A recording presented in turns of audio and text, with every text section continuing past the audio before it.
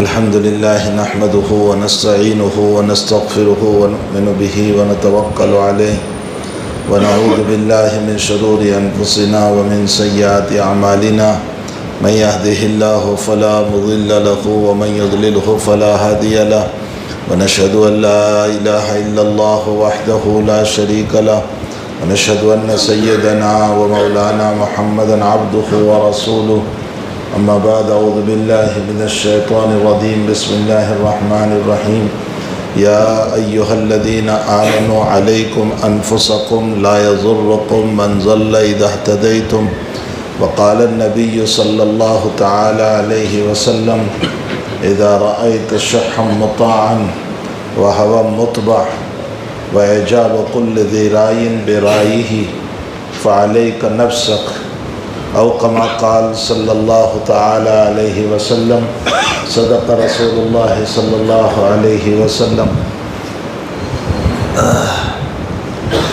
بزرگان محترم، معزز بھائیو، دوستو عزیزو، نبی علیہ السلام خاتم النبیین بن کر کے تشریف لائے۔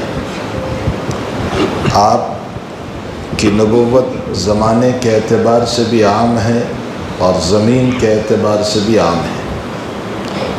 اگلے نبیوں کا حال یہ تھا کہ وہ کسی شہر، کسی بستی، کسی علاقے اور کسی مخصوص جگہ کے لیے ان کو نبی بنا کر بھیجا گیا تھا۔ جناب حضرت موسیٰ علیہ السلام کو خاص طور پر اہل مصر کے لیے نبی بنا کر بھیجا گیا۔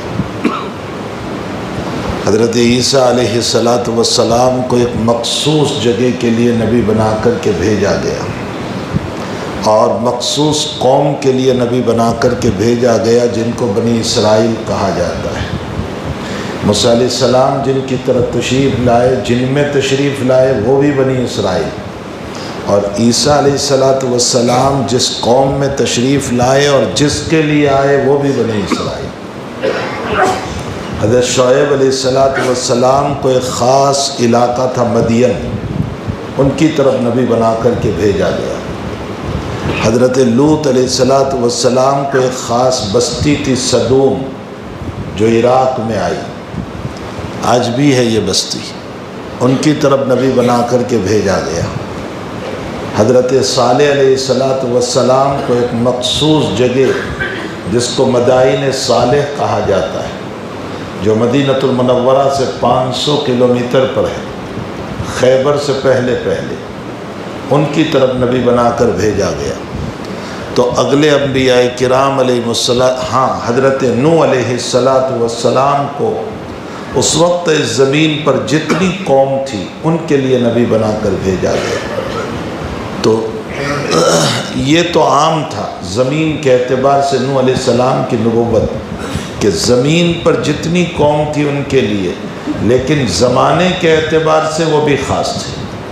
بس اسی وقت ان کو نبی بنا کر کے بھیجے گئے تھے، بعد میں ان کے بعد جو نبی آئے تو ان کی نبوت منسوخ ہو گئی۔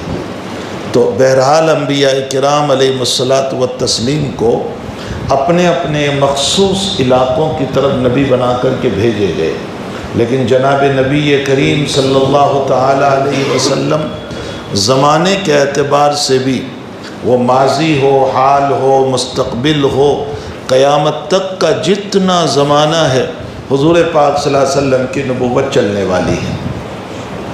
پہلے بھی آپ ہی کی نبوت چلی آپ کی تشریف آوری کے بعد، حال میں بھی آپ ہی کی نبوت اور آئندہ بھی آپ ہی کی نبوت قیامت تک چلے گی۔ زمین کے اعتبار سے بھی آپ کی نبوت عام ہے، چاہے وہ مکہ ہو یا مدینہ ہو، حجاز ہو یا حجاز سے باہر ہو، وہ انڈیا ہو یا امریکہ ہو یا نارتھ امریکہ ہو یا ساؤتھ امریکہ ہو یا برطانیہ ہو یا یورپ ہو یا دنیا کا آخری کونا فضی ہو یا اس کے علاوہ بھی کوئی جگہ جس کا ہم کو پتہ نہیں، اگر نبوت چلے گی تو نبی کریم صلی اللہ علیہ وسلم کی نبوت ہوگی۔ وہاں بھی جو ایمان لائے گا اس کو یہی پڑھنا پڑے گا کہ لا الہ الا اللہ محمد الرسول اللہ، اللہ کے علاوہ معبود نہیں کوئی اور محمد الرسول اللہ صلی اللہ علیہ وسلم کی رسالت پر میں ایمان رکھتا ہوں کہ اللہ نے آپ کو نبی بنا کر کے بھیجا ہے۔ یہ ہے عقیدہ ہمارا، کیا اللہ نے آپ کو نبی بنا کر بھیجا اور خاتم النبیین بنا کر کے بھیجا ہے۔ تو زمانے کے اعتبار سے بھی آپ کی نبوت یہ قیامت تک ہے، اور زمین کے اعتبار سے بھی آپ کی نبوت ساری دنیا میں ہے۔ قوم کے اعتبار سے بھی آپ کی نبوت ہر قوم کے لیے، وہ عرب ہو یا عجم ہو، وہ کالے ہو یا گورے ہو، وہ دنیا کے جس کونے میں لوگ رہتے ہو، سب کو ایمان لانا ہے نبی کریم صلی اللہ علیہ وسلم پر۔ آپ صرف عربوں کے لیے نبی بن کر کے نہیں آئے تھے، آپ صرف صحابہ کے لیے نبی بن کر کے نہیں آئے تھے، آپ مخصوص زمانے کے لیے نبی بن کر کے نہیں آئے تھے، آپ ہر قوم کے لیے، ہر زمانے کے لیے، ہر زمین کے لیے آقا صلی اللہ علیہ وسلم نبی بن کر کے آئے۔ آپ کو اپنی امت کی انتہائی فکر تھی۔ فکر کا حال یہ تھا کہ روایتوں میں ہے دائم الفکر متواصل الاحزان۔ دائم الفکر، حضرت دوام فکر میں رہتے تھے، ہر وقت فکر اور ٹینشن آپ کو رہتا تھا۔ وہ متواصل الاحزان، اور مسلسل غموں میں آپ ڈوبے رہتے تھے، ہر وقت آپ غموں میں ڈوبے رہتے تھے۔ ظاہر سی بات ہے کہ یہ روایت یہ بتا رہی ہے کہ آپ ہر وقت فکر میں، ٹینشن میں، سوچ میں رہتے تھے، اور ہر وقت غم کا بادل آپ پر چھایا رہتا تھا۔ اسی لیے تو آپ یہ فرماتے ہیں کہ جو میں جانتا ہوں اگر تم لوگ جان لو تو تمہارا ہنسنا بند ہو جائے گا۔ اللہ کے نبی فرماتے ہیں کہ یہ جو ہا ہا ہو جو دنیا میں چل رہا ہے نا، اگر میں جو جان رہا ہوں تم جان لو۔ آپ کیا جانتے تھے؟ آپ احوال جانتے تھے، آپ آخرت کے احوال، آپ آئندہ آنے والی باتوں کو جانتے تھے، آپ اس دنیا کے بعد کے عالم برزخ کے حالات جانتے تھے، آپ مقام خداوند قدوس کو جانتے تھے۔ فرمایا جو میں جانتا ہوں اگر تم لوگ جان لو اور تم پر اگر کھل جائیں تو تمہارا ہنسنا کم اور رونا زیادہ ہو جائے گا۔ تو حضرت جو ہے دائم الفکر متواصل الاحزان، فکر کا حال کیا تھا آپ کا؟ آپ انداز لگائیں کہ اللہ جل شانہ کو آپ پر رحم آیا، آپ کے فکر، آپ کے غموں کی وجہ سے، آپ کے جو ہے سوچ کی وجہ سے، آپ کے ٹینشن کی وجہ سے اللہ کو آپ پر رحم آ گیا۔ اور قرآن میں اللہ نے آپ کو یہ کہا لَعَلَّكَ بَاخِعٌ نَفْسَكَ أَلَّا يَكُونُوا مُؤْمِنِينَ۔ پیغمبر مجھے تو ایسا لگتا ہے کہ آپ ان کے پیچھے اپنی جان کھو بیٹھو گے اگر یہ ایمان نہیں لائیں گے۔ آپ لَعَلَّكَ بَاخِعٌ نَفْسَكَ، اگر اس کا دھیر اردو میں ترجمہ کروں، آپ کو اٹیک آ جائے گا اگر یہ ایمان نہیں لائیں گے۔ آپ انداز لگائیں کہ حضرت کو اور یہ کون کہہ رہا ہے؟ وہ ذات کہہ رہی ہے جس نے محمد الرسول اللہ صلی اللہ علیہ وسلم کو بنایا ہے، جس نے آپ کو نبی بنایا، انسان بنایا، جس نے آپ کو بنایا ہے، آپ کو پیدا کیا، وہ اللہ کہہ رہا ہے کہ محمد مجھے تو ایسا لگتا ہے کہ آپ اپنی جان دے بیٹھو گے ان لوگوں کے پیچھے۔ لَعَلَّكَ بَاخِعٌ نَفْسَكَ أَلَّا يَكُونُوا مُؤْمِنِينَ، اگر یہ ایمان نہیں لاتے ہیں تو متواصل الاحزان۔ اب ظاہر سی بات ہے کہ آپ کو کیا فکر تھی؟ کیا پیسوں کی فکر تھی آپ کو کہ پیسے بنا لے؟ کس کی فکر تھی آپ کی؟ پیسوں کے بعد میں تو آپ خود یہ فرماتے ہیں کہ اگر اللہ میرے لیے احد پہاڑ کو سونا بنا دے، اللہ میرے لیے احد پہاڑ کو سونا بنا دے، 3 دن نہیں گزریں گے کہ پورا پہاڑ میں تقسیم کر دوں گا، سوائے 1 دینار۔ ہاں 1 دینار میں رہنے دوں گا۔ وہ کس کے لیے؟ دینار گول کا ہوتا ہے، سونے کا ہوتا ہے۔ 1 دینار وہ کس کے لیے؟ اپنی چائے پانی کے لیے نہیں، فرمایا میرے قرض کے لیے، کہ مجھ پر کوئی قرض ہو تو میں اس کو ادا کر دوں۔ تو ایک طرف سخاوت کو بیان فرمایا اور دوسری طرف قرض کی اہمیت کو بیان فرمایا کہ قرض اتنی بڑی چیز ہے، اتنی بڑی چیز ہے کہ نبی یہ فرماتے ہیں کہ اگر احد پہاڑ سونا بن جائے میرے لیے، میں سب تقسیم کر دوں گا، لیکن 1 دینار میں اپنے قرض کے لیے رکھوں گا۔ امت کو عظمت بتائی کہ اپنے قرض کو معمولی نہ سمجھو، ادا کر دو اس کو۔ یہ جو امت اس وقت لاکھوں میں کروڑوں میں قرض میں پڑی ہوئی ہے، عیش پرستی کے لیے، عیاشی کے لیے، شادیوں کے اندر اور کمپٹیشن میں. کس میں کمپٹیشن؟ میں اس سے آگے بڑھ جاؤں کاروبار میں اس سے آگے بن جاؤں دکان میں اس سے آگے بڑھ جاؤں مکان میں، میرا مکان اس سے بہتر بن جائے، میرا کاروبار اس سے اوپر چلا جائے، میں اتنے لیول پر ہوں تو اتنے لیول پر ہو جاؤں. یہ جو دنیا کا کمپٹیشن اس وقت چلا ہوا ہے، اللہ کے نبی علیہ السلام نے اپنے معجزہ قولیہ میں، معجزے دو ہیں، معجزہ فعلیہ جو آپ نے کچھ ایسے عمل اللہ نے آپ کے ہاتھوں پر ظاہر فرمائے جس کو معجزہ فعلیہ کہا جاتا ہے. جیسے انگلیوں سے پانی نکلنے لگا، لعاب مبارک ڈالا تو پانی بڑھ گیا. یہ سب چاند کو اشارہ کیا، 2 ٹکڑے ہو گئے. یہ سب معجزہ فعلیہ ہے. اونٹنی کو لکڑی ماری، وہ تیز رفتار بھاگنے لگی. جابر کے مکان پر تشریف لے گئے، ایک چھوٹا سا بکری کا بچہ جس کو 3 آدمی کھا سکتے تھے، 300 نے کھا لیا. یہ سب معجزات فعلیہ ہے نبی کریم صلی اللہ علیہ وسلم کے. لیکن معجزہ قولیہ کا معنی آپ نے مستقبل کے حالات بتائے. ان حالات کو بتاتے ہوئے آپ نے یہ فرمایا کہ مجھے میری امت پر شرک کا خوف نہیں ہے، مجھے میری امت پر شرک کا خوف نہیں ہے. آپ بتائیے کیا اتنے سارے لوگ بیٹھے ہوئے ایک ساتھ الیاذ باللہ اللہم احفظنا، اللہ حفاظت فرمائے، کیا اتنا بڑا مجمع مشرک ہو سکتا ہے؟ ہرگز نہیں ہو سکتا ہے. فرمایا مجھے میری ہاں یکا دکا کوئی ہو جائے دولت کی لالچ میں، پیسوں کی لالچ میں، یا کسی وہ اور مسئلہ ہے، ورنہ میری امت پوری کی پوری جو ہے وہ شرک میں چلی جائے، اس کا مجھے خوف نہیں. مجھے خوف ہے اس بات کا کہ تمہارے اوپر دنیا بہت ہو جائے گی. فَتَنَافَسُوهَا كَمَا تَنَافَسُوهَا مَنْ كَانَ قَبْلَكُمْ، پھر تم کمپٹیشن پر اترو گے. یہ اللہ کے نبی اس وقت فرما کر گئے، تم کمپٹیشن پر اترو گے.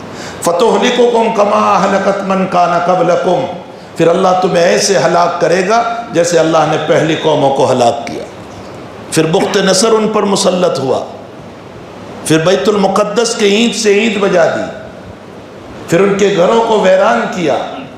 پھر تیتوس مسلط ہوا، اور تیتوس نے پھر بیت المقدس کو توڑا اور ان کے گھروں میں گھس کر کے ان کو قتل کیا. کس کو قتل کیا؟ ان بنی اسرائیل کو، جو کون تھے؟ میں اور آپ نہیں ہے، وہ تھے. کون تھے؟ نبی کی اولاد تھے، ابراہیم کی اولاد تھی، اسحاق کی اولاد تھی، یعقوب کی اولاد تھی، ان کی اولادیں تھی وہ. لیکن جب کمپٹیشن پر اترے، مقابلے پر اترے، اسپردھا پر اترے، دنیا میں ایک دوسرے کے مقابلے میں دنیا کے اعتبار سے جب آگے بڑھنے لگے اور دوسرے کو گرانے کی تدبیریں کرنے لگے، اللہ کہتا ہے میں نے ان کو ہلاک کیا. فرمایا اسی طرح اللہ کے نبی علیہ السلام فرماتے ہیں اللہ تمہیں بھی ہلاک کرے گا. فَتُهْلِكُكُمْ كَمَا أَهْلَكَتْ مَنْ كَانَ قَبْلَكُمْ، جیسے تم سے پہلے لوگوں کو. آج کمپٹیشن کا مارکیٹ کھلا ہوا ہے. دیکھ لیجئے، میرا گھر اس سے اچھا ہو، میرا فرنیچر اس سے اچھا ہو، اس نے چائنا سے منگوایا میں ترکی سے منگواؤں، اس نے فلاں جگہ سے منگوایا میں فلاں جگہ سے منگواؤں، اس کی مسجد 2 کروڑ کی میں 4 کروڑ کی بناؤں گا، اس کا یہ کام اتنے کا ہے میں اس سے اعلیٰ بناؤں گا، اس کی 2 دکان ہے میری 4 کروں گا. ایک کمپٹیشن چل پڑا ہے. یہ کمپٹیشن دنیا کے اعتبار سے ہے. حالانکہ اللہ کے نبی علیہ السلام نے فرمایا تم جتنے بڑے مالداروں کو دیکھو گے، بخاری شریف کی روایت ہے، تم جتنے اپنے سے بڑے مالداروں کو دیکھو گے شکر کی توفیق ختم ہو جائے گی. اس لیے کہ ہر وقت یہی ٹینشن رہے گا، اس کے گھر کا فرنیچر میں کب بساؤں، اس کے گھر میں جو چیز ہے میں کب لے آؤں، اس کا گھر اتنا اعلیٰ ہے میں کب بناؤں. ہر وقت اسی فکر میں رہیں گے. عبداللہ ابن مبارک رحمۃ اللہ علیہ فرماتے ہیں کہ جب تک میں مالداروں کے ساتھ بیٹھتا رہا، فرماتے ہیں مجھے کبھی شکر کی توفیق نہیں ہوئی۔ وہ بعد میں بڑے محدث بنے ہیں، لیکن پہلے وہ بیپاری تھے۔ امام ابو حنیفہ کے شاگرد رشید ہے، اجل تلامذہ میں سے، بلکہ ان کے باپ میں اکابر کی رائے یہ ہے کہ اللہ تعالیٰ نے اخیر میں ان کو مجتہد مطلق بنایا، ایک بہت بڑا مقام تھا ان کو۔ وہ یہ فرماتے ہیں کہ جب تک میں مالداروں کے ساتھ بیٹھتا رہا مجھے شکر کی توفیق نہیں ہوئی، دل میں یہی لالچ، اس کے برابر کب بن جاؤں، اس کے برابر کب بن جاؤں، اس کے گھر جیسا کب بنا لوں، اس کے کاروبار جیسا کیسے بنا لوں، ہر وقت مجھے یہ ٹینشن رہا۔ اور فرمایا جب سے میں نے غریبوں کے ساتھ بیٹھنا شروع کیا، اللہ نے مجھے شکر کی دولت سے مالا مال کر دیا۔ کیا شکر؟ شکر کیا؟ اے اللہ تو نے مجھے 2 بیت کا مکان دیا ہے، تیرا فضل و کرم ہے۔ یہ ایک مثال دیتا ہوں میں، اے اللہ اس کے پاس تو ایک ہی بیت ہے، اے اللہ تو نے مجھ کو 1 روم کا مکان دیا، شکر ہے تیرا، یہ تو جھوپڑ پتی میں رہتا ہے۔ اے اللہ یہ جھوپڑ پتی کیا، یہ تو روڈ پہ سوتا ہے، اس کو تو سونے کے لیے چھپر بھی نہیں ہے، بلکہ اس کے پاس اوڑھنے کے لیے چادر نہیں ہے، سردی میں باہر پڑا ہوا ہے۔ فرمایا جب سے میں نے غریبوں کو اور بیٹھنا شروع کیا، اللہ نے مجھے شکر کی دولت سے، یہ حضور پاک صلی اللہ علیہ وسلم نے فرمایا ہے کہ اب دنیا کے باب میں اپنے سے نیچے والوں کو دیکھو شکر کی توفیق ہوگی، اپنے سے اوپر والوں کو دیکھو گے کبھی شکر کی توفیق نہیں ہوگی۔ ہمارے وہاں تو بہت مشہور ہے بھائی کسی کا مکان دیکھ کر اپنی جھوپڑی توڑنا نہیں چاہیے، یہ حدیث ہی کا مفہوم ہے۔ اور دین کے باب میں اپنے سے اوپر والے کو دیکھو، یہ نماز پڑھتا ہے میں کیوں نہیں پڑھتا، یہ خیرات و صدقات کرتا ہے میں کیوں نہیں کرتا، اللہ نے مجھے بھی دیا ہے، میں کیوں جمع کر کر کے رکھتا ہوں، میں کیوں سخاوت نہیں کرتا۔ اور میں نے عموماً دیکھا جو لوگ زکوٰۃ اور صدقات اور للہ کی ترغیب دیتے ہیں ان کا ہاتھ بخیلی والا ہوتا ہے خود کا۔ وہ لوگوں کو تو ترغیب دیتے ہیں خوب کہ اللہ کے راستے میں دو، اللہ کے راستے میں، ان سے پوچھا جائے جناب آپ نے کتنا دیا، آپ نے کتنا دیا؟ ترغیب تو بہت آسان ہے۔ تو میں لوگوں کو دیکھوں کہ وہ خیرات کر رہے ہیں میں کیوں نہ کروں، وہ تہجد پڑھ رہا ہے میں کیوں نہ پڑھوں، یہ 5 وقت کا پابند ہے میں کیوں نہ پڑھوں۔ تو میرے بھائیو حقیقت یہ ہے کہ اللہ کے حبیب پاک صلی اللہ علیہ وسلم نے معجزہ قولیہ میں فرمایا کہ مجھے میری امت پر شرک کا خوف نہیں ہے، یہ مشرک نہیں بنے گی، لیکن کس بات کا خوف ہے؟ فرمایا دنیا بہت ہو جائے گی، کمپٹیشن پر اتریں گے، پھر ایک دوسرے سے لڑیں گے، پھر اللہ تمہیں ہلاک کرے گا جیسے اگلی قوموں کو ہلاک کیا۔ تو اللہ کے حبیب پاک صلی اللہ تعالی علیہ وسلم کو جو قیامت تک کے نبی بن کر کے آئے، آپ کی فکریں قیامت تک کی، آپ کی فکریں صرف صحابہ کی نہیں تھی، آپ کی فکر صرف تابعین کی نہیں تھی، آپ کی فکر قیامت تک کی تھی۔ معلوم ہوتا ہے آپ کی فکروں میں ہماری بھی فکریں تھیں، جو اس وقت ہیں نا ہماری بھی فکریں تھیں اور آئندہ زمانے کی بھی فکریں تھیں۔ اللہ کے حبیب پاک صلی اللہ علیہ وسلم کو ہر وقت فکر تھی، اور اسی کو فرمایا دائم الفکر متواصل الاحزان۔ اسی لیے حضور پاک صلی اللہ تعالی علیہ وسلم نے بہت سارے پیشین گویا سنائی، جو اللہ تعالیٰ نے آپ کو بتایا، جو آپ کو خبریں بتائی کہ آئندہ تمہاری امت پر کیا ہونے والا ہے، کیا کیا مسائل آنے والے ہیں، اس کو آپ نے بہت تفصیل سے، حتیٰ کہ محدثین نے حدیث کی کتابوں میں اس کا مستقلاً چیپٹر اور کتاب قائم فرمائی، جس کو کتاب الفتن کہا جاتا ہے۔ فتن فتنہ کی جمع ہے، بہووچن ہے، فتنے کا بہووچن ہے فتن۔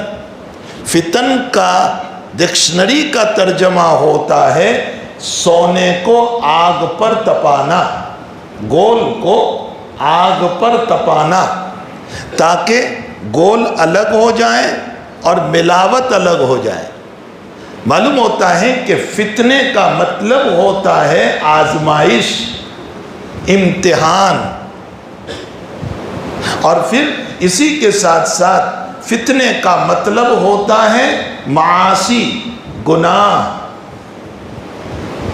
اس کو بھی فتنہ کہا گیا، روایتوں میں اس کو بھی فتنہ کہا گیا، اس لیے کہ دنیا یہ امتحان کی جگہ ہے۔ کون اللہ کو مانتا ہے، کون نہیں مانتا، کون اطاعت، کون نافرمان۔ تو معاصی بھی فتنہ ہے، حتیٰ کہ حق کو باطل سمجھنا اور باطل کو حق سمجھنا، اللہ کے نبی فرماتے ہیں یہ بھی فتنہ ہے، اس کو بھی فتنہ کہا گیا۔ حتیٰ کہ اللہ کے حبیب پاک صلی اللہ تعالیٰ علیہ وسلم نے فرمایا کہ حق کا انکار کرنا اور غیر دلیل کو شریعت کے لیے دلیل بنانا یہ بھی فتنہ ہے۔ حق کا انکار، آپ نے کسی کو کوئی بات کہی، فوراً اس کا انکار، بھئی آپ اپنا کام کیجئے، یہ جواب ملتا ہے۔ یا کسی باطل مسئلے کے لیے، غلط مسئلے کے لیے غلط دلیل کو پیش کرنا۔ مثلاً آپ کسی سے بتائیں کہ یہ سنت نہیں ہے، یہ بدعت ہے، یہ غلط ہے، اللہ کے نبی نے اس کو نہیں فرمایا، کہتے سعودی میں ہوتا ہے نا۔ سعودی دلیل نہیں ہے، دلیل جناب رسول اللہ صلی اللہ علیہ وسلم ہے۔ فلاں جماعت کر رہی ہے، فلاں جماعت حجت نہیں ہے، وہ جماعت ہمارے لیے حجت نہیں، حجت نبی کریم صلی اللہ علیہ وسلم ہے۔ اللہ کے نبی علیہ السلام کی زندگی یہ ہمارے لیے حجت ہے۔ یہ جماعت کر رہی ہے، یہ تنظیم کر رہی ہے، سعودی میں ہو رہا ہے، فلاں جگہ مسلمان کر رہے ہیں، کوئی ہمارے لیے دلیل نہیں ہے۔ ہمارے لیے دلیل جناب رسول اللہ صلی اللہ علیہ وسلم ہے اور آپ کے صحابہ ہیں۔ ما انا علیہ و اصحابی، میں جس طریقے پر ہوں وہ اور جس پر میرے صحابہ ہیں، یہ ہیں اہل سنت والجماعہ۔ اہل سنت ما انا علیہ والجماعہ و اصحابی، میرے صحابہ، یہ ہیں اہل سنت والجماعت۔ اس سے ہٹ کر کوئی جو ہے دلیل ہمارے لیے نہیں ہو سکتی ہے۔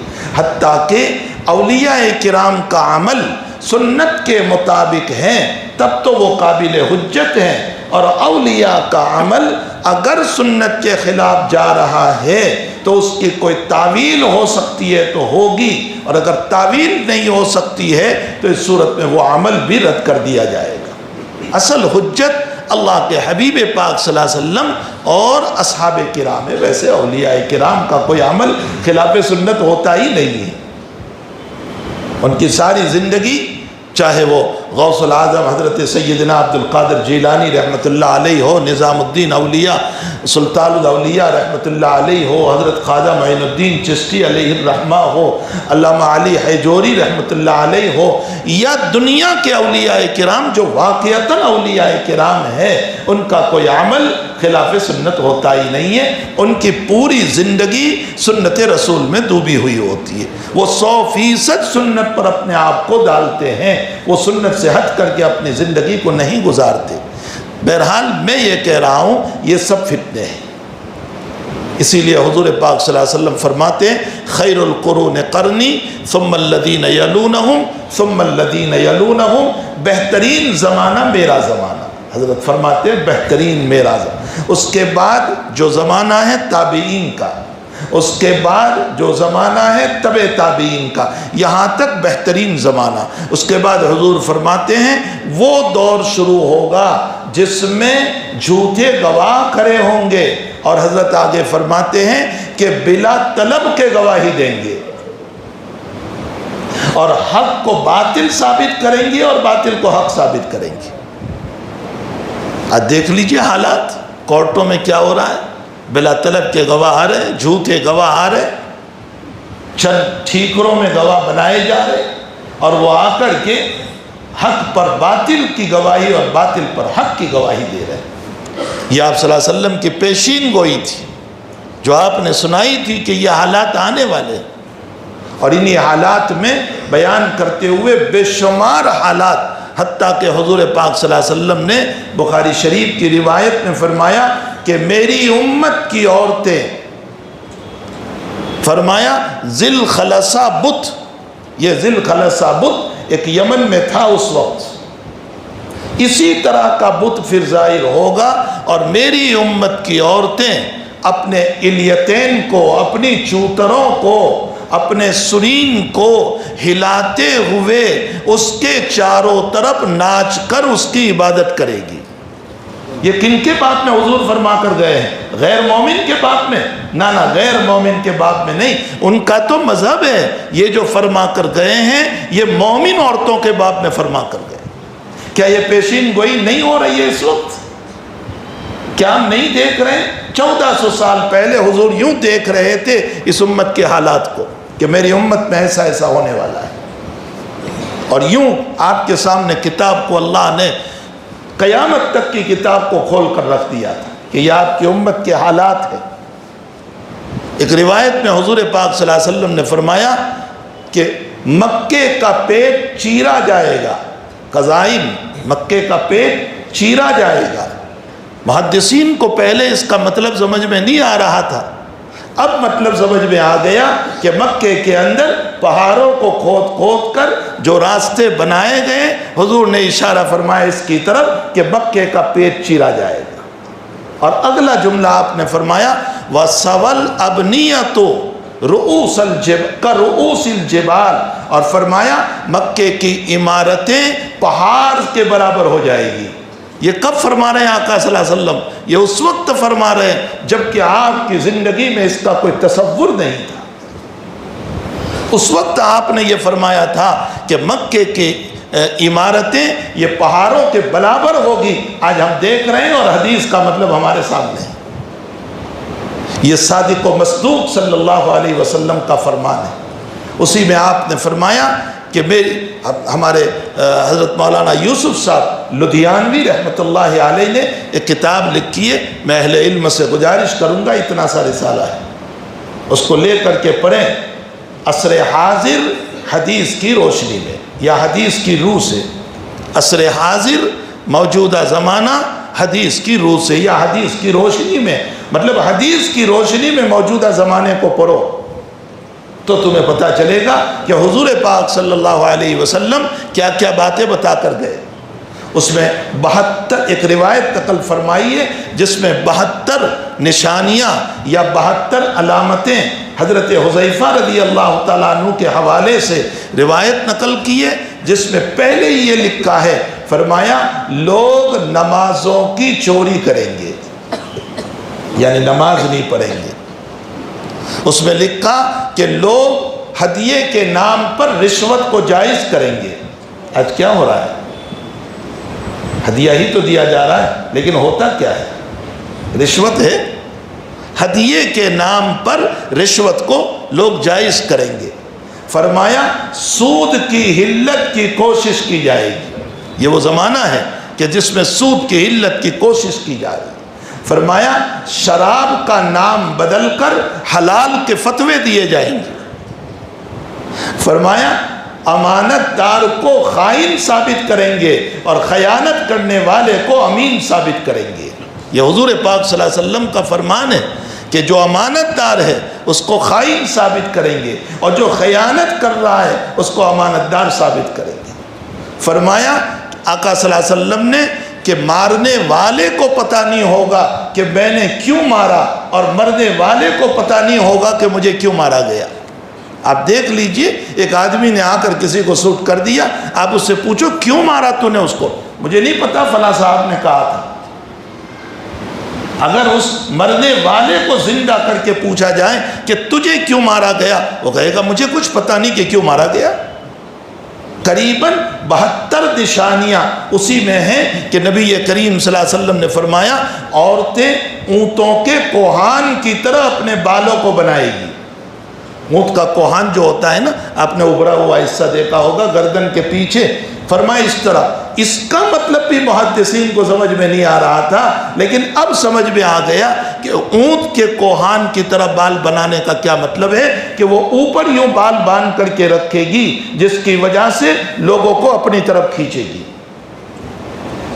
اس طرح کی قریباً 72 میرے دل میں تھا کہ میں اس کتاب کو بھی اٹھا کر لاتا اور میں 72 نشانیاں اندر دیکھ کر آپ کو پڑھ کر سناتا کہ جناب نبی کریم صلی اللہ علیہ وسلم نے کیا فرمایا ہے، اور وہ ساری پیشین گوئیاں، وہ ساری باتیں، وہ جو کچھ آپ نے فرمایا ہے وہ ہوتا جا رہا ہے۔ یہ سارے فتنے ہی فتنے، فتنے ہی فتنے جا رہے۔ حضور پاک صلی اللہ علیہ وسلم نے فرمایا کہ یہ سب اچھا فرمایا، لباس کا عالم یہ ہوگا کہ خود مرد کو آنکھ بند کرنی پڑے گی لیکن عورت اس لباس کو نہیں چھوڑے گی۔ یعنی بے حیائی کا لباس کہ ہمیں اپنی نظر نیچی کرنی پڑے گی لیکن وہ اس کو بے حیائی نہیں سمجھے گی۔ حالانکہ قرآن کریم میں لباس جو ہے اس کی علت تو یہ بیان کی گئی ہے کہ لباس اس لیے پہنا جاتا ہے یواری سوآتکم وریشا، لباس اس لیے ہے تاکہ ستر چھپے اور زینت بنے، اس لیے لباس ہے۔ لیکن ایسا لباس پہن رہی ہے جس سے ستر کھل رہا ہے، سوآتکم نہیں ہو رہا ہے، ستر نہیں چھپ رہا ہے بلکہ ستر کھل رہا ہے، اس لیے کہ عورت کا بدن بال سے لے کر پاؤں تک سوائے 3 عضووں کے، یہ اتنا سا ہاتھ پہنچو تک کا اور یہ اتنا سا چہرہ اور نیچے پاؤں، وہ جو ہم ٹخنوں تک جو دھوتے ہیں وضو میں، اتنا سا کھولنے کی اجازت دی ہے، اس سے زیادہ اجازت نہیں دی۔ لیکن چہرے کے باب میں فقہا نے لکھا کہ چونکہ یہ بھی موضع فتنہ ہے اس لیے نقاب سے اس کو بند کیا جائے تو اولا ہے، بہتر ہے۔ اور بدن کتنا کھلا ہوا ہے، جس کو ستر قرار دیا گیا وہ سارا حصہ کھلا ہوا ہے۔ جب یہ سارے حالات، ساری نشانیاں، سارے مسائل جب امت میں چلیں گے تو حضور پاک صلی اللہ علیہ وسلم فرماتے ہیں کہ پھر تمہیں مارنے کے لیے لوگ اس طرح توتیں گے۔ ترمذی کی روایت میں ہے جیسے ایک پیالہ ہو، کھانا ہو اور اس کھانے پر لوگ کھانے کے لیے توتتے ہیں۔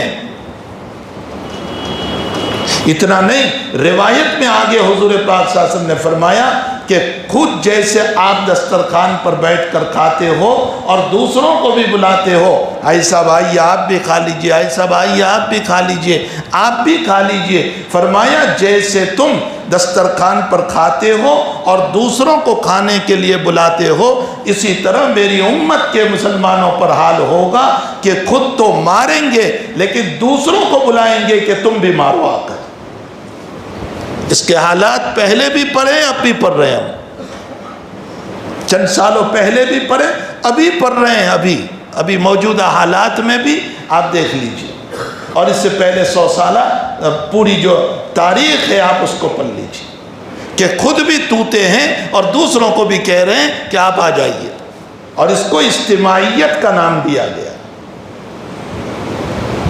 یہ ساری باتیں حضور پاک صلی اللہ علیہ وسلم فرما کر گئے۔ جس وقت اللہ کے نبی یہ مضمون بیان فرما رہے تھے، صحابہ نے فرمایا یا رسول اللہ کیا ہم قلیل ہوں گے؟ نحن المقلون، ہم تھوڑے ہوں گے؟ فرمایا نہیں، تم میجورٹی میں ہوں گے، کثرت ہوگی، بہت زیادہ تم لوگ ہوں گے۔ تو پھر کیا حال؟ اب دیکھ لیجئے کثرت ہماری 56 یعنی 56 کنٹریاں ہیں، اور دنیا کا 1/3 حصہ مسلمان ہے، 1/3 حصہ پوری دنیا کے اندر۔ اتنے سارے مسلمان ہونے کے باوجود حالات کیا چل رہے ہیں؟ صحابہ اللہ کے نبی نے فرمایا نہیں تم بہت ہوں گے۔ فرمایا پھر ہمارا، یعنی صحابہ کے تصور میں نہیں آ سکتا تھا کہ کیا ایسے بھی مسائل ہو سکتے ہیں، ایسے بھی حالات ہو سکتے ہیں، ایسا بھی ہو سکتا ہے۔ ان کے سمجھ میں نہیں آ رہا تھا، کہاں سے ان کی سمجھ میں آتا؟ ان کے تو ایک ایک دعا پر مسائل حل ہو رہے تھے، ان کی 2 رکعتوں پر مسائل حل ہو رہے تھے، ان کے ایمانی جذبے پر مسائل حل ہو رہے تھے۔ تو اللہ کے نبی علیہ السلام نے فرمایا کہ ہاں اس لیے کہ تم میں وہن بہت ہو جائے گا۔ صحابہ فرماتے مل وہن یا رسول اللہ، وہ وہن کیا چیز ہے؟ حضرت نے فرمایا حب الدنیا، دنیا کی محبت اتنی ہوگی کہ تم دین چھوڑ بیٹھے ہوں گے۔ آج یہی حال ہے، یہ ٹوپی ہے نظر آ رہی ہے، کچھ نمازیں نظر آ رہی ہے، ورنہ اندر کی زندگی بغاوت میں ہے۔ ہم سب کی اندر کی زندگی بغاوت میں ہے،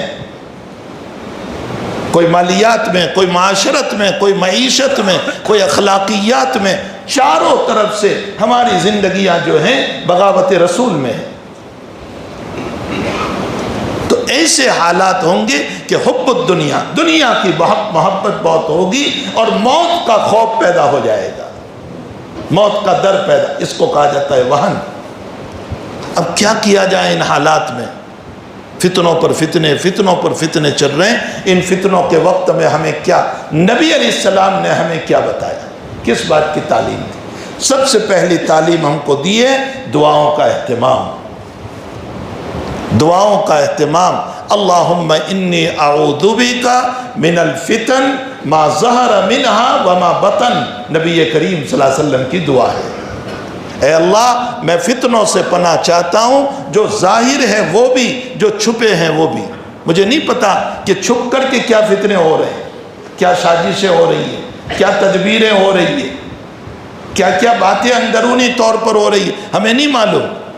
اللہم انی اعوذ بک من الفتن ما ظہر منہا وما بطن، نبی علیہ السلام نے اللہم انی اعوذ بک من جہد البلاء ودرک الشقاء وسوء القضاء وشماتۃ الاعداء، یہ نبی علیہ السلام کی دعا ہے۔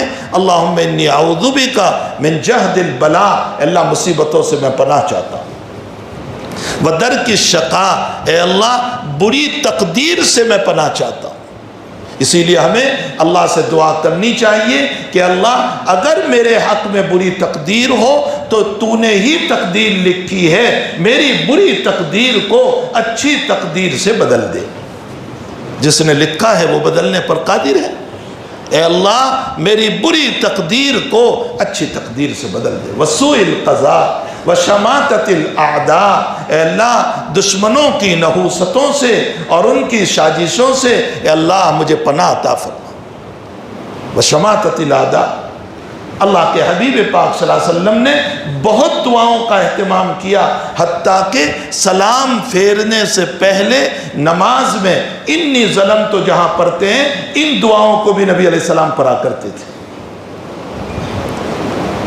مسلم ابو داؤد شریف میں جہاں کتاب الصلاۃ ختم ہوتی ہے، اس کے بعد فوراً کتاب الزکوٰۃ شروع ہو جاتی ہے۔ آخری حدیث، ایک صحابی رضی اللہ تعالیٰ عنہ نے اپنی زب و حالی، اپنی غریبی، اپنے حالات، اپنی پریشانیاں اللہ کے حبیب سے بیان فرمائی، اس لیے نہیں کہ کوئی اللہ سے شکوہ شکایت تھی، اس لیے نہیں، اس لیے تاکہ اللہ کے نبی کی کوئی دعا مل جائے۔ تو نبی علیہ السلام نے ان کو ایک دعا سکھائی، اللہم انی اعوذ بک من الہم والحزن واعوذ بک من البخل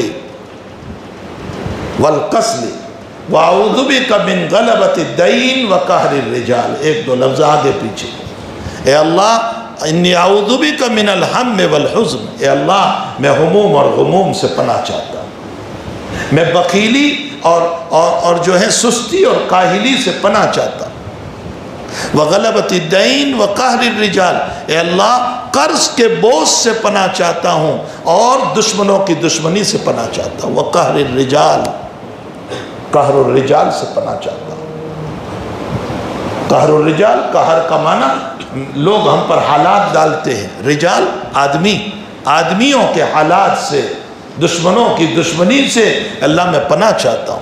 اللہ کے حبیب پاک صلی اللہ علیہ وسلم نے ان صحابی کو فرمایا اگر اس دعا کا اہتمام کرو گے اللہ تمہارے سارے غموم اور غموم کو ختم کرے گا اور مالی فراوانی عطا فرما دے گا۔ کتاب الصلاۃ، علماء سے آپ اس دعا کو یاد کر لیں، کتاب الصلاۃ کی آخری حدیث، اس کے بعد کتاب الزکوٰۃ شروع ہو جاتا ہے۔ میرے بھائیوں، سب سے پہلا اہتمام موجودہ دور میں جو حالات چل رہے ہیں، ان حالات میں اللہ کے دین کے پابند بنو، نمازوں کے چور نہ بنو، نمازوں کی پابندیاں کرو، خلوص کے ساتھ اللہ کے سامنے کھڑے رہو، مرغے کی تھونگ کی طرح نمازیں نہ پڑھو کہ جلدی جلدی نماز پڑھ کے اپنے کاروبار میں نہ نکل جاؤ، جی جما کر نماز پڑھو اور نماز کے بعد اللہ سے دعائیں کرو۔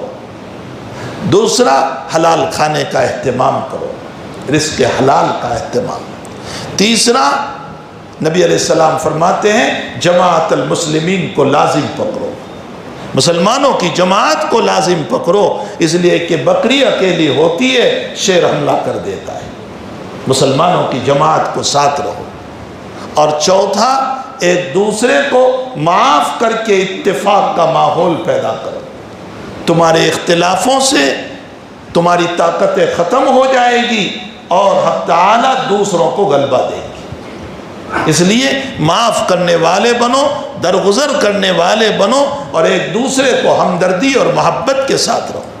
حضور پاک صلی اللہ علیہ وسلم نے جو فرمایا، میں نے شروع میں جس کو پڑھا، قرآن کی آیت، یا ایھا الذین آمنوا علیکم انفسکم، اے ایمان والو تمہاری ذات پر اپنی ذات کی حفاظت کرنا لازم ہے۔ کب؟ جب دنیا کے حالات بگڑنے لگے۔ لا یضرکم من ضل اذا اہتدیتم، تو پھر نقصان پہنچانے والے کا نقصان تمہیں نقصان نہیں پہنچائے گا اگر تم ہدایت پر ہوں گے، اگر تم سیدھے راستے پر ہوں۔ اور حدیث شریف میں جناب نبی کریم صلی اللہ علیہ وسلم نے فرمایا کہ اذا رأیت شحا مطاع، جب تم دیکھو کہ جو ہے بخیلی عام ہو رہی ہے۔ شح کا اصل ترجمہ تو ہوتا ہے لالچ، ہرس، یہاں سے بھی آئے یہاں سے بھی آئے۔ جب یہ عام ہو رہا ہے، وَهَوَ مُتْبَعٌ، اور فرمایا لوگ خواہشات کی اتباع پر تلے ہوئے، اور وقت خواہشات، شریعت نہیں خواہشات۔ میں شریعت کو دوسرے نمبر پر، میری خواہش کے مطابق شریعت ہے تو مانوں گا، اور میری خواہش کے مطابق شریعت نہیں ہے تو نہیں مانوں گا۔ جب لوگ خواہشات کی اتباع کرنے لگے، وَإِعْجَابُ كُلِّ ذِي رَأْيٍ بِرَأْيِهِ، اور جب ہر انسان اپنی ہی رائے پر تکبر کرنے لگے، میری رائے 100% صحیح، آپ کی رائے غلط، اور ایک دوسرے کی رائے کو ٹھکرانے لگے کہ آپ غلط ہیں، آپ جھوٹے ہیں، میری رائے سے، میری رائے ماننا پڑے گا، اسی پر تمہیں عمل کرنا پڑے گا۔ وَإِعْجَابُ كُلِّ ذِي رَأْيٍ، اعجاب کا معنی خود پسندی، غرور، تکبر۔ جب ہر انسان اپنی رائے پر فخر کرنے لگے کہ نہیں میری ہی رائے سے، آپ کی رائے غلط ہے۔ آج کیا ہو رہا ہے؟ ہماری تنظیمیں کیوں فیل ہو رہی ہے؟ ہماری جماعتیں کیوں فیل ہو رہی ہے؟ ہمارے جو نظام ہیں، اسکولوں کے ہو، مدرسوں کے ہو، ہاسپٹلوں کے ہو، فلاں کے ہو، دنیا بھر کے نظام کیوں ٹوٹ رہے ہیں؟ اس لیے کہ یہی سوچ رہے ہیں میری رائے 100% صحیح۔ وَإِعْجَابَ كُلِّ ذِي رَأْيٍ بِرَأْيِهِ، حضور پاک صلی اللہ علیہ وسلم فرماتے ہیں جب یہ حالات عام ہو جائیں تو تم کیا کرو؟ فَعَلَيْكَ نَفْسَ، اپنی ذات کی حفاظت کرو، تم اپنے آپ کو ان برائیوں سے بچا لینا، اپنی رائے پر فخر نہ ہو، اور اسی کے ساتھ خواہشات کی اتباع نہ ہو، اور اسی کے ساتھ بخیلی سے اپنے آپ کو بچانا ہو، اور اپنی ذات کی بھرپور حفاظت کریں۔ اگر یہ کام ہو رہے ہیں تو انشاءاللہ تعالی اللہ تعالیٰ فتنوں سے ہماری حفاظت کرے گا، اور اگر یہ کام نہیں ہو رہے ہیں تو پھر اس صورت میں ہماری زندگی خطرات میں ہوگی۔ حضور پاک صلی اللہ علیہ وسلم فرماتے ہیں کہ جب فتنے چلتے ہیں تو کھڑا رہنے والا چلنے والے کے مقابلے میں امن میں رہے گا، اور بیٹھنے والا کھڑے رہنے والے کے مقابلے میں امن میں رہے گا، اور سونے والا بیٹھنے والے کے مقابلے میں امن میں رہے گا۔ نبی علیہ السلام یہ بتانا چاہتے ہیں فتنوں سے جتنے دور رہو گے اتنی حفاظت ہو جائے گی، اتنا امن رہے گا۔ حق تعالیٰ جل شانہ ان حالات میں، اس فتنے کے دور میں، ان پریشانیوں کے اندر اللہ ہم سب کی، ہماری آل اولاد کی، ہماری نسلوں کی، ہمارے ملنے والوں کی، متعلقین کی اللہ سب کی حفاظت فرمائے، سب کے کاروبار کی حفاظت فرمائے، سب کی جو ہے زندگی کی حفاظت فرمائے، اور اب تعالیٰ ان فتنوں سے ہم سب کی حفاظت فرمائے۔ یہ وہی فتنے ہیں کہ نبی علیہ السلام نے فرمایا کمواقع القطر، فرمایا جیسے بارش کا مطر، جیسے بارش برستی ہے نا، اس طرح فتنے برسیں گے۔ ہاں یہ ساری پیشین گوئیاں روایتوں میں ہیں کہ جیسے بارش برستی ہے مطر، ایسے فتنے برسیں گے۔ حضرت نے اس میں دو باتوں کی طرف اشارہ فرمایا، بارش کثرت سے برستی ہے، اسی طرح فتنے بھی کثرت سے ہوں گے، اور بارش سے مثال دے کر اشارہ فرمایا بارش مسلسل برستی ہے، اسی طرح جب فتنے شروع ہوں گے تو مسلسل چلیں گے۔ دوسری حدیث پاک صلی اللہ علیہ وسلم میں حضور پاک صلی اللہ علیہ وسلم نے فرمایا کہ رات کی اندھیرے کی طرف فتنہ چلے گا، مظلمۃ اللیل، رات کے اندھیرے کی طرف، کقطع اللیل المظلم، اور رات ابھی شروع ہو گئی تو صبح تک اندھیرا رہے گا، بیچ میں اجالا نہیں ہوگا۔ فرمایا اسی طرح جب فتنے چلیں گے تو مسلسل چلیں گے، پھر فتنے رکنے والے نہیں ہیں۔ یہ حالات پہ حالات، ایک ختم نہیں ہوتا کہ دوسرا ختم نہیں ہوتا کہ تیسرا ختم نہیں ہوتا کہ چوتھا۔ یہ جو حالات پہ حالات چل رہے ہیں یہ انتہائی نازک حالات ہیں۔ ان حالات میں اپنی بھی حفاظت کرو، اپنی آل اولاد کی بھی حفاظت کرو، اللہ کے پاس رجوع رکھو، اس سے مانگنے کا اہتمام کرو، ہر وقت اس سے مانگتے رہو کہ اللہ موجودہ دور کے فتنوں سے تو ہماری حفاظت فرما۔ خداوند قدوس ہم سب پر قادر ہے کہ وہ فتنوں سے بچائے گا۔ وہی ایک ذات ہے جس کے پاس جا کر ہم اپنے دکھرے بیان کر سکتے ہیں۔ اور کون ذات ہے جس سے آپ اپنے دکھرے سناؤ گے؟ کون ہے؟ کس کے پاس آپ اپنے دکھرے سنانے جاؤ گے؟ کوئی آپ کے دکھرے نہیں سنے گا، بلکہ آپ کے دکھرے سن کر آپ کی مذاق اڑائے گا، آپ پر ہنسے گا، آپ کا تمسخر کرے گا۔ وہی ایک ذات ہے جو ذات ہمارے دکھروں کو سننے کے لیے تیار ہے۔ وہ راتوں کے اندھیرے میں بھی سنتا ہے۔ اس کو مناؤ، اس کو راضی کرو، اس کے سامنے روو۔ اس نے صحابہ کی سنی، اس نے اولیاء کی سنی، اس نے بزرگوں کی سنی، وہ ہمارے ٹوٹے ہوئے دلوں کو بھی سنے گا۔ اگرچہ ہم مجرم ہیں، گنہگار ہیں، جیسے بھی ہیں، لیکن بہرحال ہم اللہ سے کہیں کہ اللہ ہم کیا کریں؟ وہ فتنوں کے دور میں اتنے نہیں تھے جتنے ہم جس دور سے گزر رہے ہیں۔ ہمارے فتنے جو ہے وہ انتہائی درجہ ہے، اوریانیت اپنے حد پر ہے، بدماشیاں اپنے حد پر ہے، دشمنیاں اپنے حد پر ہے۔ اے اللہ سوائے تیرے ہمارا کوئی نہیں ہے، تو ہی ایک مولا ہے جو ہمارے معین، ہمارا مددگار، ہمارا ہاتھ پکڑنے والا، تو ہی ایک ذات ہے۔ اس کو مناؤ، وہ آج بھی راضی ہونے کے لیے تیار ہے۔ اس کی طاقت ختم نہیں ہوئی، اس کی قوت ختم نہیں ہوئی، وہ برہا نہیں ہو گیا ہے۔ وہ پہلے جو اللہ جس شان کے ساتھ، جس طاقت کے ساتھ تھا، اسی شان اور اسی طاقت کے ساتھ وہ اللہ ہے۔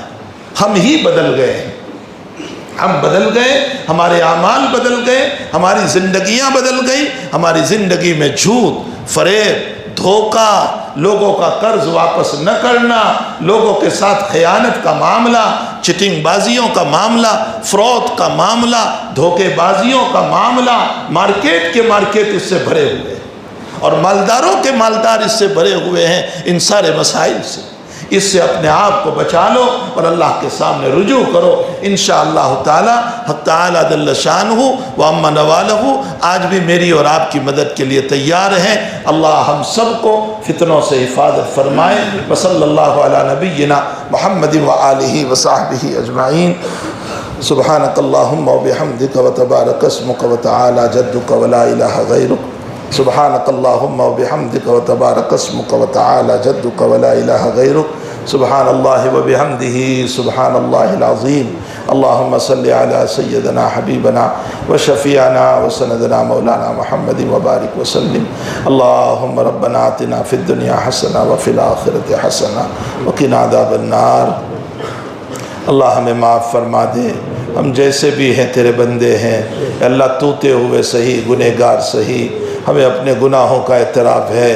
ہم نے راتوں میں بھی گناہ کیے، دن میں بھی گناہ کیے ہیں، لیکن اے اللہ کلمہ تو تیرا ہی پڑھ رہے ہیں، لا الہ الا اللہ کا اعتراف تیرا ہی کر رہے ہیں، محمد الرسول اللہ صلی اللہ علیہ وسلم اے اللہ اللہ کے نبی کے اعتراف ہم کر رہے ہیں۔ اے اللہ تجھے اس کلمے کا واسطہ ہے کہ مولا کریم تو ہم تمام کو معاف فرما دے، مصیبتوں سے ہماری حفاظت فرما لے۔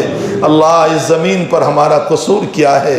ہم نے کوئی قصور نہیں کیا، ہم نے نہ کسی کو مارا نہ کسی کے ساتھ کوئی خلاف کام کیا، صرف اتنا ہی تو ہے کہ ہم تیرا نام لے رہے ہیں۔ یا اللہ تیرا نام لینا بھی جرم ہو گیا، تیرے حبیب کا نام لینا بھی جرم بن گیا۔ الہ العالمین تجھے تیرے نام کا واسطہ ہے، تجھے تیرے محبوب کا واسطہ ہے، تجھے کلمہ لا الہ الا اللہ کا واسطہ ہے۔ اے اللہ ہمارے مسلمانوں کی حفاظت فرما، اے اللہ بہو بیٹیوں کی حفاظت فرما، آبرو عزت کی حفاظت فرما، ایمان کی حفاظت فرما، کاروبار کی حفاظت فرما، جائیداد و مکان کی حفاظت فرما، مساجد و مکاتب کی حفاظت فرما، مراکز و خانقاہوں کی حفاظت فرما۔ اے اللہ جہاں جہاں مسلمان پریشان حال ہیں سب کی پریشانیوں کو دور فرما۔ اے اللہ تو ہی دور کرنے والا ہے، ہمارے دکھرے سننے والا تیرے علاوہ کوئی نہیں ہے۔ اللہ ہم جہاں گئے ہمیں ذلیل کیا گیا، ہمیں رسوا کیا گیا، ہمیں نکالا گیا، حتیٰ کہ ہم کو تو تانے دیے گئے اور یوں کہا جاؤ تم اللہ کو مانتے ہو نا تو اسی اللہ سے مانگ لو۔ یہ لوگ کہہ رہے ہیں کہ اللہ مر گیا، اللہ تو مرتا نہیں ہے، تو حی لا یموت ہے، تو حی لا یموت ہے۔ اللہ اللہ اے اللہ اللہ اللہ ہم تیرے پیارے نام سے تجھے پکار رہے ہیں۔ اللہ بیٹا اپنے ماں کو پیار سے پکارتا ہے، ماں رحمت بری آگوش دے دیتی ہے۔ اللہ تو بھی اپنی رحمت بری آگوش ہم کو عطا فرما دے، تو بھی اپنی رحمت بری آگوش ہم کو عطا فرما دے۔ اے اللہ ہم سب کی ضرورتوں کو دست غیب سے پورا فرما۔ اے اللہ جہاں جہاں مسلمان بیمار پریشان حال ہیں سب کی پریشانیوں کو دور فرما، شفاء دائمہ و مستمرہ عطا فرما، مرحومین کی مغفرت فرما، اس مجمع کی جائز تمناؤں کو پوری فرما، سب کے حاجات کو پوری فرما۔ اے اللہ جو مانگا اپنے فضل سے عطا فرما، نہیں مانگا اپنے فضل سے نصیب فرما، فتنوں سے حفاظت فرما، ظاہری فتنوں سے بھی حفاظت فرما، باطنی فتنوں سے بھی حفاظت فرما۔ صلی اللہ علی نبینا محمد وآلہ وصحبہ اجمعین برحمتک یا ارحم الراحمین۔ بس مسافر کی زحمت